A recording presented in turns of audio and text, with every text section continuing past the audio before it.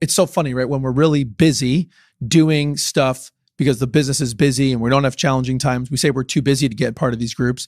And then when we're in challenging times, we say we can't make the time because we have to focus on finding a way to get busier, right? Sort of that chicken and egg. It's never the right time. And I think I would challenge that and say it's always the right time. It's always time to find the time to get to know other people in the industry because it's just so important. There's so many things I think that we're having challenges that other people are going through. And when you're leading an organization, whether you're leading a part of an organization or the entire organization, there can be sometimes some loneliness of feeling of like, I don't know which way to go. Am I the only one facing this challenge? I'm not really sure where to get the answers.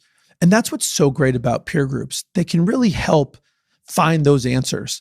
And so I think we should take that time to go and meet other folks and see what they're going through. Number one, to help, because we can share our lessons learned. And number two, so we can learn some from ourselves.